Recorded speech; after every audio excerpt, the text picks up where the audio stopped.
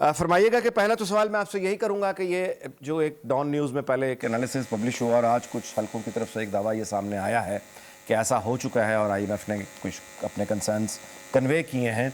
Regardless के इस खबर में यानी हम ये तो कुछ दिनों में हकीकत सामने आ जाएगी, असूली तौर पर क्या आईएमएफ एतराज़ कर सकता है? तो अनीक साहब, बहुत कम लोग हैं जिन्होंने पाकिस्तान की तरफ से फंड को इतना क्लोजली डील किया होगा। पाकिस्तान 24वें प्रोग्राम के लिए आईएमएफ से रिक्वेस्ट कर रहा है।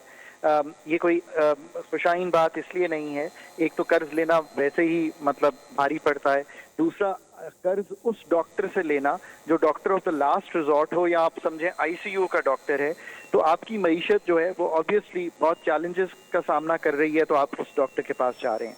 पर पाकिस्तान ने इन 24 में से सिर्फ एक प्रोग्राम है 13-16 का जो कुल्ली तौर पे कंप्लीट किया है, और ये बात मुझे इसलिए मालूम है कि वो प्रोग्राम मैंने पाकिस्तान के लिए एंकर किया था। तो let me try and explain कि क्यों एनर्जी सेक्टर के प्राइस चेंजेस जो हैं वो आईएमएफ के लिए अहमियत रखते हैं। देखिए, पाकिस्तान एक अगेन थोड़ा सा यूनिक इस तरह है कि जो बाकी ममालिक हैं उनका कोई एक्सटर्नल का खसारा, बैलेंस ऑफ पेमेंट यानी कि जो बैरूनी खसारे ऐसे होते हैं कि वो आईएमएफ के पास जाते हैं। पाकिस्तान का ये केस है। कोई फिजिकल यानी कि मालियाती खसारे पड़ रहे होते हैं, उस केस में जाते हैं। पाकिस्तान का एक तीसरी चीज, एनर्जी के खसारे भी इतने बढ़े हुए हैं कि एनर्जी एक इम्पॉर्टेंट जुज है आईएमएफ पाकिस्तान प्रोग्राम की एंगेजमेंट का। सो ये एक स्पेशल केस है।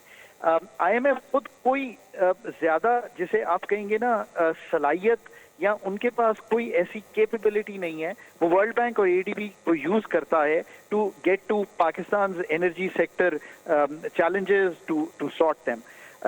जहां तक पाकिस्तान की इस वक्त दो जगह पे एक रिलीफ आई है। नंबर 1, 50 अरब की रिलीफ डेवलपमेंट बजट को काट के 200 यूनिट तक दी गई है जो फेडरल गवर्नमेंट ने दी है। लाजमन, और इसमें कोई शक ना रखें कि आईएमएफ से बातचीत हर सूरत में उस पर हुई होगी, क्योंकि उसके बगैर ऐसा हो नहीं सकता।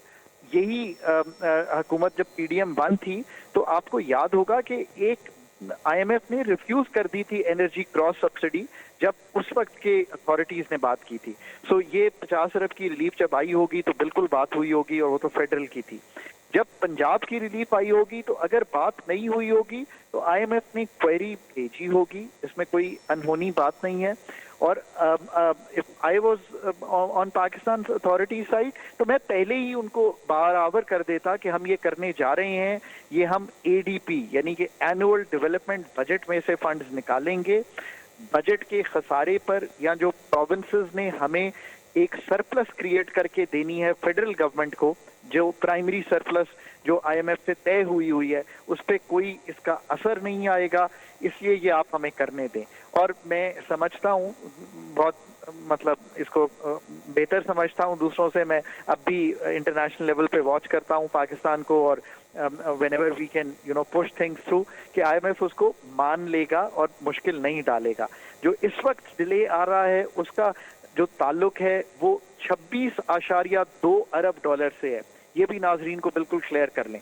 वो रकम एक्सटर्नल फाइनेंसिंग में पाकिस्तान को दरकार है।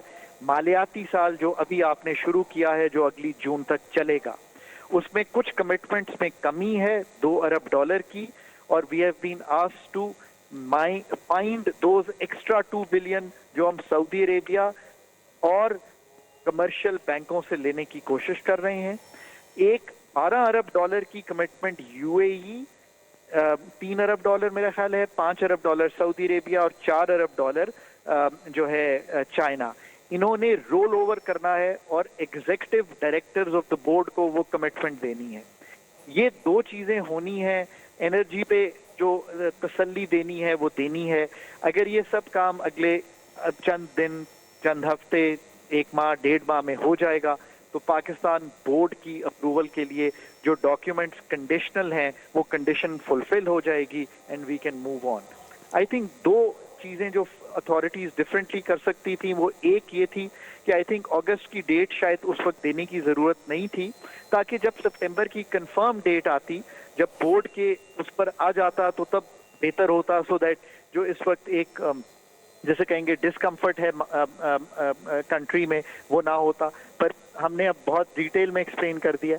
और दूसरी चीज ये है कि जो फाइनेंसिंग गैप है उसको पूरा करने के लिए पहले ही आई थिंक जो काविश है वो बरूएकार ले आनी चाहिए थी। चलें अब ला रहे हैं, वो कर लें। और एक एनर्जी के लिहाज से टैक्टिकली अगर मैं सोचूं तो शायद आपको ये रिलीफ थोड़ी सी एक आध महीना डिले कर लेते, फंड बोर्ड में ले जाता, बोर्ड अप्रूवल हो जाती तो तब कर लेते, तो शायद आपको उनको कंफर्ट देने की जरूरत ना पड़ती। बट ये अच्छा। स्टम्बलिंग ब्लॉक नहीं होगा। जी